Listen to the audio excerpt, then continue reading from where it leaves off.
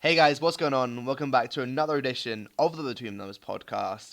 It is finally Super Bowl week, and I hope you guys are as pumped up as we are on the podcast. Obviously, Will being a Patriots fan, obviously he's gonna be pumped up for the Patriots game, and I just don't want either of the teams to win because I don't like either of them.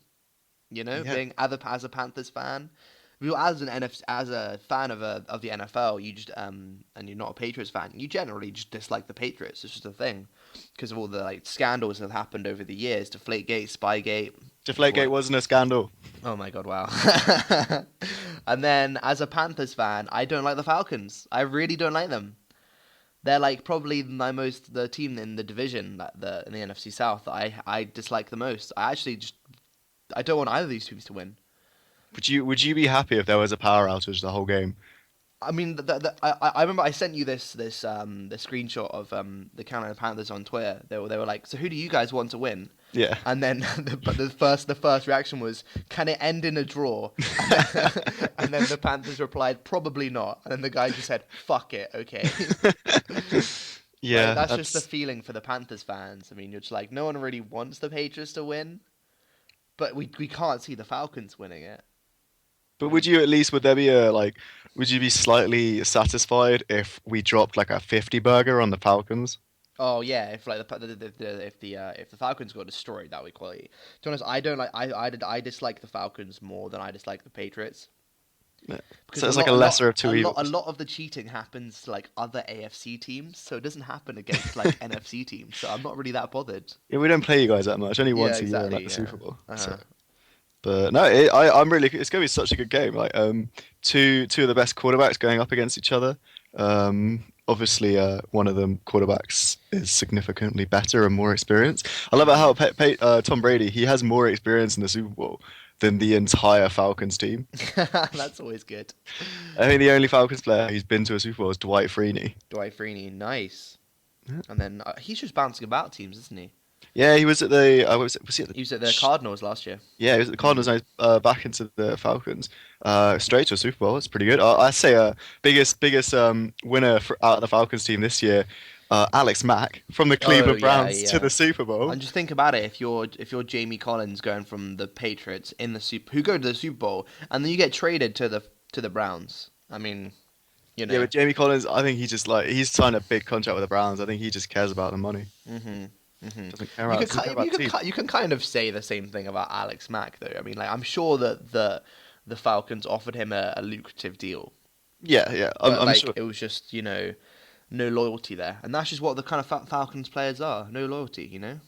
Apart from Apart from like Matt Ryan and Julio Jones. Julio Jones, yeah, as Um, well. but to be Yeah, honest, like they would never leave each other. I could imagine if they left each other for another team, they'd be like, whoa. Actually, Julio Jones could go wherever he wanted to, as long as yeah. there was a decent quarterback.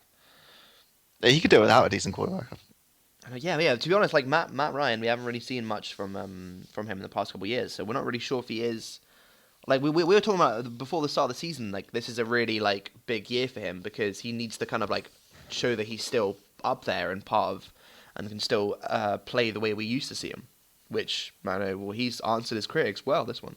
Yeah, he definitely has. Like he obviously listens to our podcast, and Oh he yeah. was enraged by what we were saying, and he used that. He's probably enraged that we were like Jay Cutler for MVP, but Yeah, like he, um, he he should feel embarrassed by that. I mean, he's probably going to pick up he won't be there to pick it up personally, but he'll probably win MVP tomorrow night.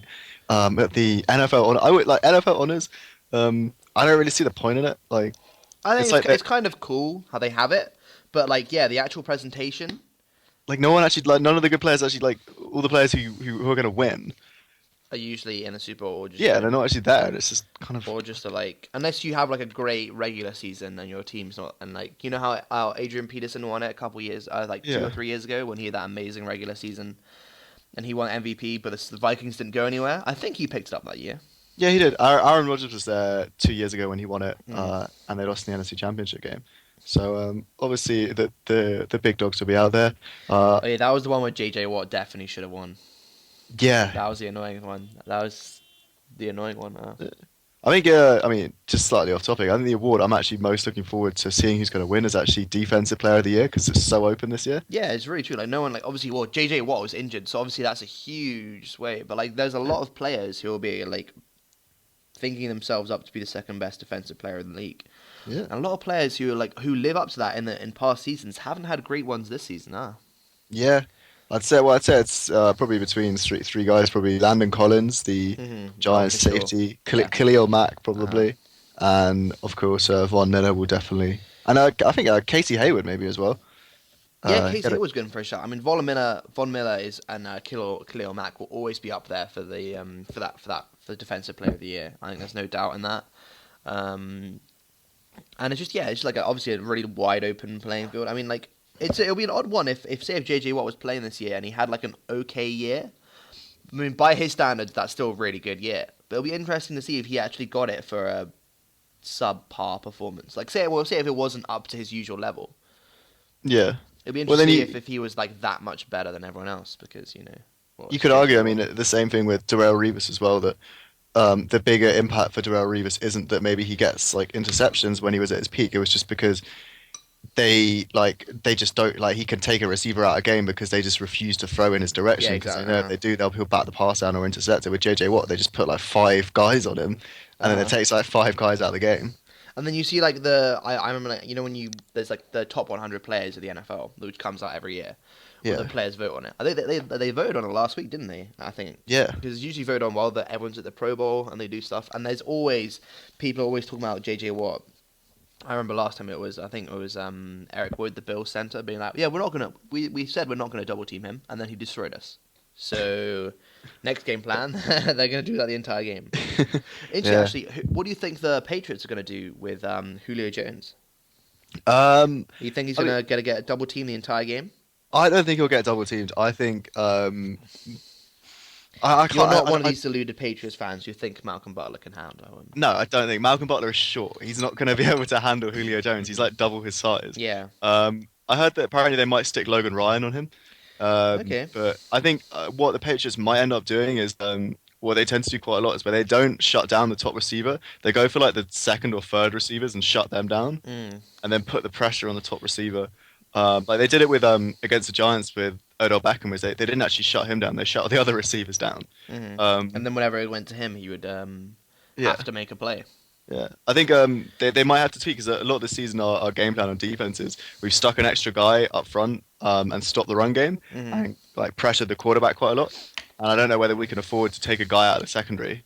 And Right stick- now in this one, yeah. Because it's a tough run game as well, the Atlanta Falcons have.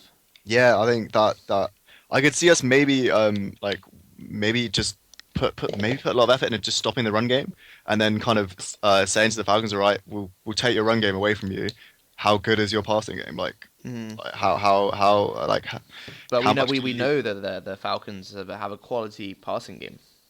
Yeah, we know that, but how is it if they haven't got that run attack to lean on? Yeah, because a lot of their passes, they have a high percentage of play action passes, where that they fake the run, draw the defenders in, and then like hit it for a big shot downfield. But I think it will kind of play into our hands. I think quite a bit that everyone's been talking about like the battle of the offenses coming into the game, and I think our defense has been I would say our defense has been really underrated this year. I think it's the highest in points scored and like third or fifth overall in the league. So it's been like a quality defense, and I think Matt Patricia is a really underrated defensive coordinator. And I think him like with all the focus being on offense, has allowed him to kind of take a step back and really probably put together quite a good defensive game plan. And obviously Falcons they showed in the playoffs that their defense is quite good as well.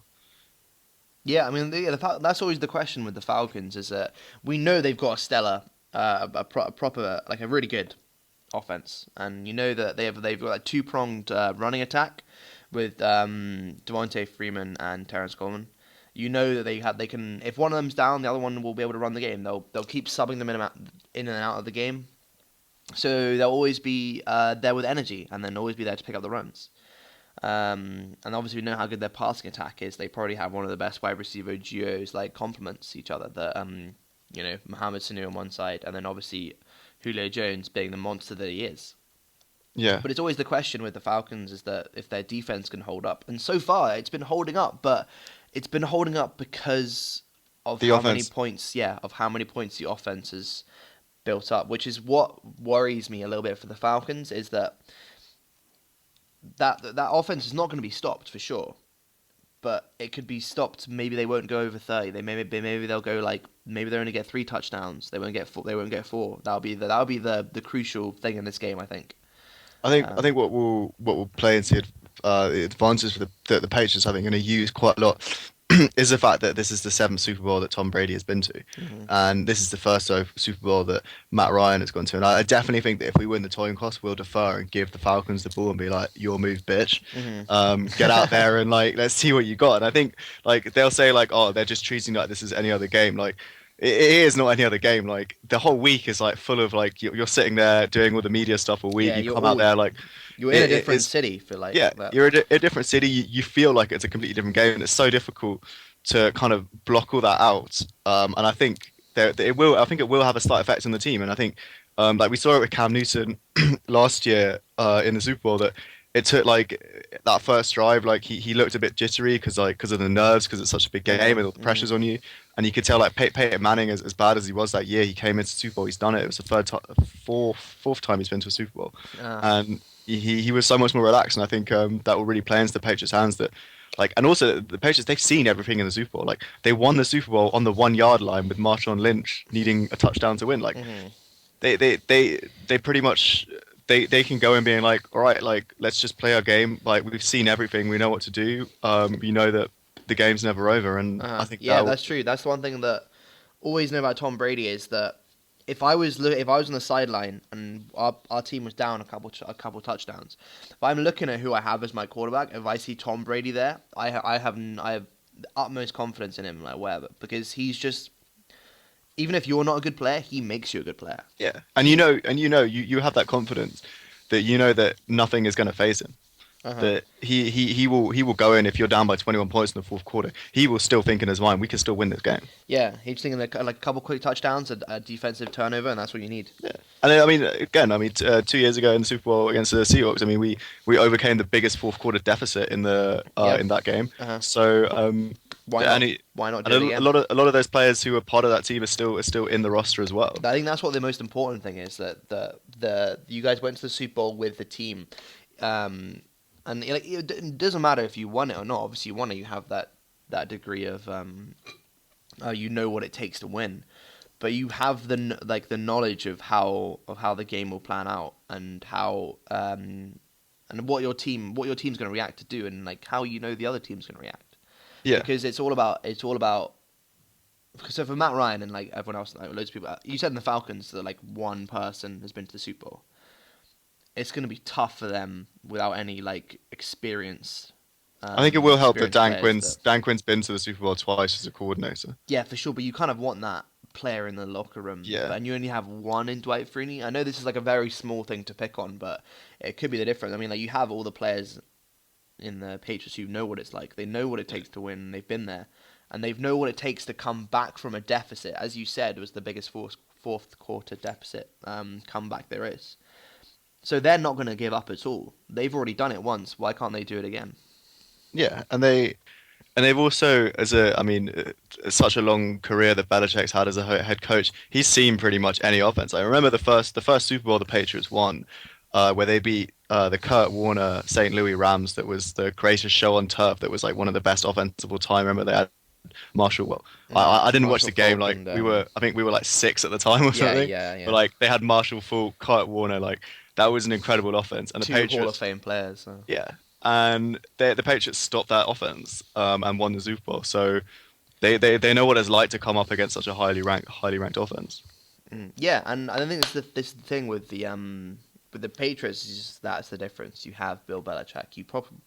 It's probably the best. He is probably the best coach of all time. Yeah.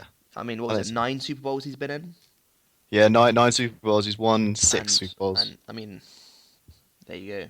Yeah, it was quite fun watching it this week. That usually when the Patriots come to a Super Bowl, they're very like they don't really give much away in press conferences. It's all extremely serious. And I think since they beat the Seahawks in that Super Bowl and won the fourth one and kind of cemented, especially the legacy that they're greatest quarterback coach combination of all time, and anything that happens from here on out, I think is just a bonus for them. And I think you could really tell from how, especially Brady and Belichick were handling themselves in press conferences, they seem relaxed, like they're cracking jokes. and they seem to like for the first time actually just really be enjoying the experience. Yeah, I know. Like it was just what got me was at the AFC and NFC Championship game when each team was awarded the respective trophy. Belichick kind of got it and was like, "Meh, whatever. I've seen this countless times before. I've won this. I've been to this game before. I know what it takes. This isn't. I don't matter. I don't care about this." And then see Dan Quinn and the Falcons. They're all going crazy. Yeah, And it's just because they've never reached that height yet. And then Patriots like whatever. We know there's more ahead, and it's just like that mindset was already implemented then. yeah. And the Patriots know exactly that whatever happens, like the reason they don't celebrate is because they know exactly that if you go in 2 weeks' time to the Super Bowl and you don't win, everything that happened before that is completely meaningless. No one remembers you won the AFC Championship. Everyone just remembers that you lost the Super Bowl. Yeah, I know. We spoke about this last week. Yeah, it was just like you won whatever. No one cares if you won the championship or not. I only care if you get a ring. And Tom Brady has 4. Matt Ryan has nothing. Yeah. Tom Brady will probably have 5. Yeah. I mean, I think so. I think high chance that. Do you think like there's a lot of debate about Tom Brady and like the greatest quarterback of all time thing? I mean, like I obviously I'm not trying to get your like super biased Patriots opinion here. Yeah. But like, would you put him as the greatest quarterback of all time? Well, obviously, like I think it's really tough to have the conversation without him. He's definitely up there. I think he's definitely up there, and I think it's also tough for us that we never saw the guys like Joe Montana or Dan Marino play. That's what it seems to be. It seems to be like it's Joe or Tom Brady. So like they both won 4 Super Bowls, and I think also that I think just I would put more.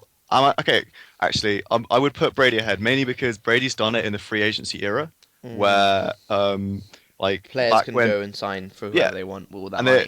There's a salary cap as well, and back in for the 49ers as well, like they did it at a time when you could spend as much as you want on players. I remember I think one year when the 49ers, one of the Super Bowls they won, they went out and paid a ridiculous amount just to get Deion Sanders for 1 year. Yeah, they won did. a Super Bowl. Like the Patriots couldn't do that; they had to build a team, and I think considering like the weapons that Patriots has some years. That Brady has it on his offense, that he consistently comes out and puts up big numbers every season, makes the playoffs, and he keeps going as well. I mean, come on, like the guy's going to be 40 soon, and he's still playing at an MVP level. What I think is also something to think about is that even though Gronkowski is out of this game, and he won't be playing, he's possibly the greatest tight end of all time. But then you have like Joe Montana, who threw to the greatest wide receiver of all time in Jerry Rice. Yeah. So I mean, I like thinking that Brady's done it with less because like he definitely has. But then Brady had, in terms of like team building, probably the greatest mind of all time, of Bill Belichick. Yeah, that defense is always really good without anyone saying that it's good, because there's no like star-studded players. I mean, Malcolm Butler's there, and he's just he's always there. But like, and he only came up to the prevalence of like of a household name for everyone after he after he won the Super Bowl for the Patriots. Yeah. But there's no like star-studded defensive players the Patriots have. I mean, there's maybe guys like Devin McCourty, Dante Hightower. Yeah. And then we traded away our 2 like Pro Bowlers in Chandler Jones and Jamie Collins. I know this is, and you still make it to the Super Bowl and it's either just because like your defensive coordinator is a mastermind, or more likely it's just because Bill Belichick is just he's just very good at spotting certain like traits in players. I think the one thing they always look at in a player is he a team first player. That's the first thing they look at, and then they just look at very specific things that player has, and then they just bring out that specific skill set massively. They do it with Edelman, they do it with Hogan, they do it with all their play. Figure like Carl Van Noy, the guy who came in to replace Jamie Collins. They just utilize his very specific skill set, and they're so good at that. And like we constantly say, we've been saying this all year, like all of these Patriots guys, the moment they leave New England, they're never as good as they are anywhere else. And I think it comes down to one of the things that Bill Belichick, as like head coach and general manager, Yeah. I think it's just because a lot of teams obviously have like the head coach. Maybe there's a little bit of a change in style of play that each coach wants. It's like I know, and then Bill Belichick's like, I know the exact type of player that I want to get, and I know who's going to fit my system and who's not. Yeah. It's just a little bit easier for the Patriots in that sense because the look- general manager will be like, this is a top quality player for sure, and Bill Brady, wow, Bill Belichick would be like, yeah, but he doesn't really fit my system. And that kind of speaks to you don't need top quality players if you have that coach and you have that if you have that GM and that head coach, then they got it, and you're gonna be you can be like who's it? Is it Kyle Van Noy who got traded to the Patriots this year for like the third round after being at I can't remember which team it was. We got traded to the Patriots. I think it was maybe the Chargers, someone, and then now he's in the Super Bowl. Yeah. And it's just the Belichick system, right? So he was at the Lions. So Kyle Van Noy had the Lions. Fair enough, the Lions won that goes to the playoffs, but then he gets traded to the Patriots, and boom, Super Bowl. have fun in the Super Bowl, huh? Yeah. I think he was like the change for Jamie Collins whenever he went out. Yeah, he brought him in. Also, I mean, another guy, two guys, I think, who we need to. Well, we talked a lot about the Patriots. Maybe after this, we'll talk a little bit about the Falcons. Maybe. But, so two guys I just want to mention quickly for the Patriots. One is Chris Long, and the other Martellus Bennett. Two guys who've had really successful careers outside with the Patriots, and they come in and they immediately like just slot into that system so perfectly. And I really like also what Bennett's brought to the team. That for a while, like the Patriots, we've always had this reputation of being this really boring team. Even though we have Gronk, who's just like a frat boy. Yeah. And I like what Martellus Bennett brings to the team, like a bit of edge and a bit of fun to it. That he seems to be the only guy, like especially when we won the AFC Championship, he seems to be the only guy who was like enjoying it. And especially this week as well, like seeing him like around Houston, like having fun with it. It's weird because he's like a big name, which is just so different from the rest of the Patriots, roster, because obviously everyone knew him in his time in Chicago, and he was the top 5 tight ends at time. Yeah. At time, but then they traded to the Patriots, and it's just the Patriots don't really have that many apart from Gronk. There's no real characters on that team. Yeah. No one's outspoken.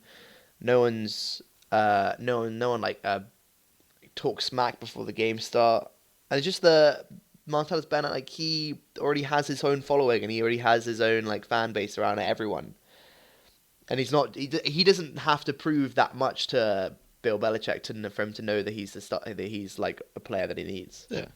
I like it that he can still carry on his like outspoken way of doing things, but he still it kind of fits in naturally within the Patriots. Because there's no big characters. No one's gonna bump heads or anything. But I think he's done a really good job of understanding like what that team's about, and I think that's where players fall short who don't make it in the Patriots, is they don't understand what this team's about. I think Jamie Collins learned a harsh lesson there, where he didn't really buy into. Even after the whole Chandler Jones thing, the deal where he got traded beforehand, which like you've seen what happened to him. Yeah. And he didn't pay attention. Anyway, should we move on to the Falcons? Yeah. What do you... Okay, their keys to win the game. Their keys to win the game? I still think if they're going to have the key to win the game, their run game needs to be on point. They don't have a run game, that play-action pass isn't going to be working. And if they don't have a run game, they're going to be trying to hit Julio all day. Sure, that will help, but if the Patriots double-team him, then, it could be over. I think also key as well is I think they need to score on their first drive. Like this seems like a weird thing that I'm not saying if they don't score on their first drive they're not going to win the game, but I think it's going to be a massive confidence boost for them because their offenses, we've seen it so many times that they'll score on the first drive and then they just keep going.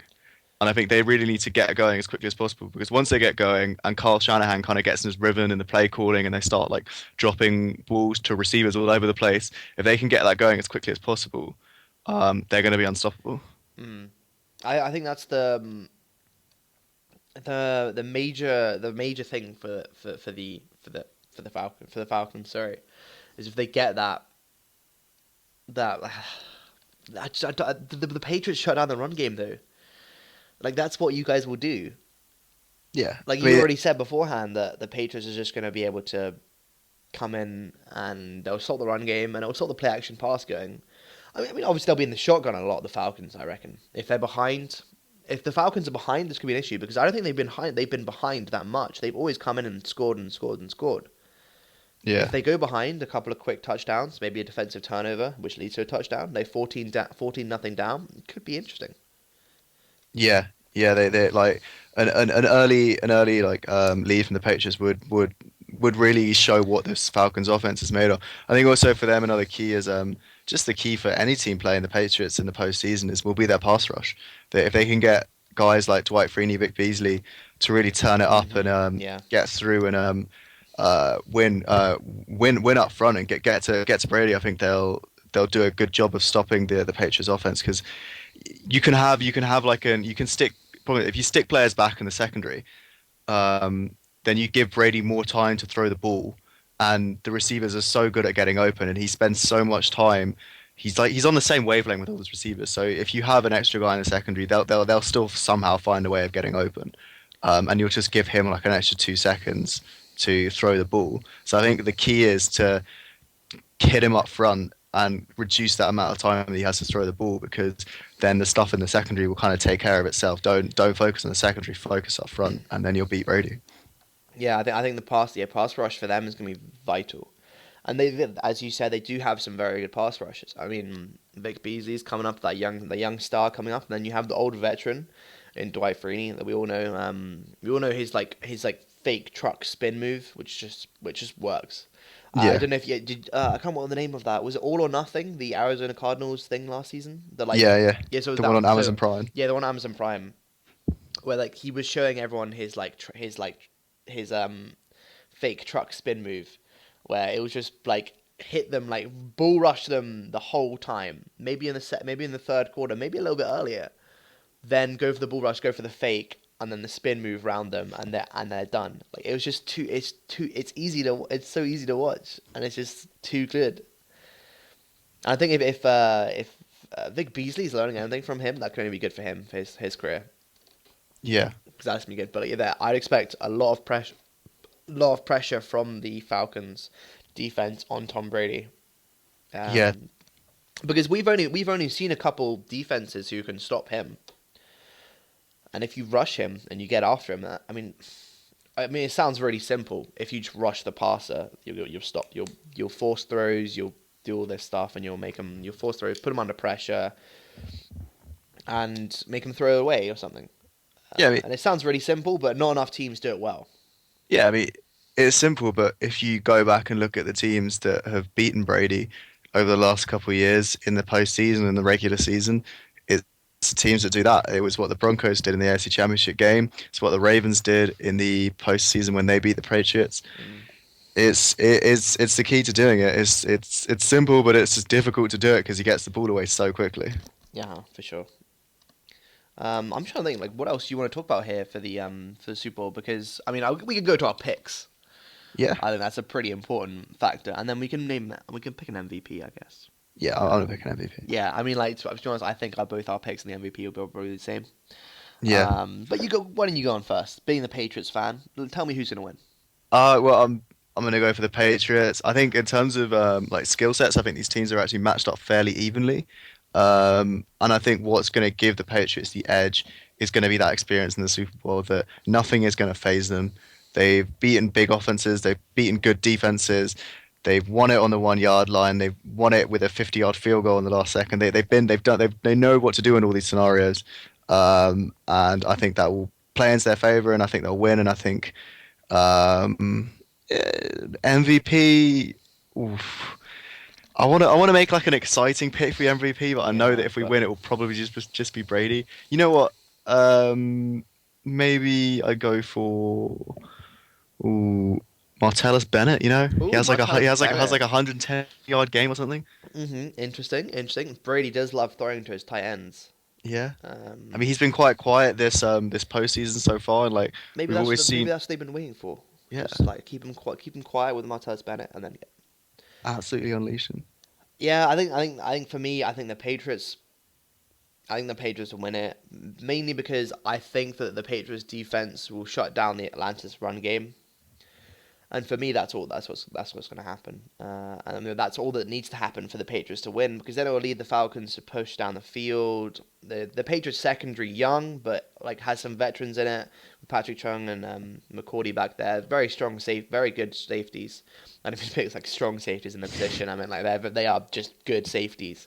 I think the Patriots win this one. Yeah, I'll go for them. And then to be honest, with the Patriots, I can't see anyone else getting MVP apart from Tom Brady. Unless you get maybe like a punt or a touchdown return from Amendola or Julian Edelman, and they get a couple touchdown passes, maybe I could see that. A defensive player on the Patriots side, though, not really. Unless someone shuts down Julio Jones, I don't think it's going to happen, though. I still think he'll probably get near 100 yards. But I mean, Tom Brady MVP, and the Patriots win. I think it's just for me. I mean, it's obvious. Also, I mean, we haven't mentioned the fact that this is a thing, but the Patriots are wearing white in the Super Bowl. I think the Falcons are wearing red. I'm not sure. I'm pretty sure they're wearing red. Yeah. They could be wearing black, are they? No, I think it's red. But anyway, 8 out of the last 9 Super Bowls were decided, won by the team who wore white.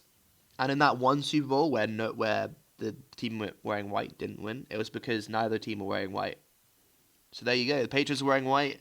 Happened last year. I thought the Panthers would buck the trend, but it didn't. I think so as well. I think yeah, Super Bowl number 5, hopefully heading to Patriot Place. Yeah, just bet on whoever wears white. It's gonna happen. Yeah, like screw. Don't listen to. Yeah, like don't listen to actual. Like we have our opinions, but if you listened to us last year, we were so wrong. We thought the Panthers were gonna win. Yeah. They didn't wear white. Why didn't we take that into account? Yeah. I knew. Come on, this is America. The white team's got to win. Yeah, I mean, that's all it's gonna be. Interesting one. Like we've seen a lot. We've chatted a lot before about all the bets that you can place. Obviously, betting is illegal in many parts of the States, so I wouldn't recommend doing it. Although, however, if you're in the UK, check out Paddy Power's bets. We are also not endorsing betting. Please go to gambleaware.com if you what is it? Yeah, gambleaware.com. But also Paddy Power's betting is quite funny. I think my favourite one was what colour Gatorade is going to be poured on the winning coach. I think that's quite a good one. I quite like the one how long the national anthem is going to be. You can bet to like the second how long they're going to. Oh yeah, it was like over 128.5 seconds or under 128.5 seconds. Yeah. Which I didn't realise they went on for that long. It's over 2 minutes. Yeah, I usually phase out by that point. I don't really because so like in the games we've been to where they've sung the national anthem, it's been really weird because they do the national anthem of the United Kingdom. Yeah. The British one, and then they go do the American one, which is so weird because like the crowd sing and then no one sings. There's occasionally the random people coming from America to watch. I never understand that. Why do people not sing during the US anthem? Well, I mean, like I'm not American. I'm not going to sing their anthem. But why do Americans never sing? Like, why? I don't know. They do in like loads of things, but I think they just wait until that point where someone says that whoever's singing it sings "Land of the Free," and everyone's like, "Yeah!" Then "Home of the Brave." That's us. Land of the Free. Oh, the irony. I know. Anyway, guys, I think. Is there anything else you want to talk about? I mean, Pat McAfee retired, but we can talk about that another. Yeah, we'll talk about that in the off season. All right, guys. I think this has been it for our Super Bowl podcast. Here you have it. The team wearing white, the Patriots, are going to win. That's all you really need to know. I hope you guys enjoy the Super Bowl, and I know I'm looking forward to it. It'll be a good one. Anyway, catch you next week, guys.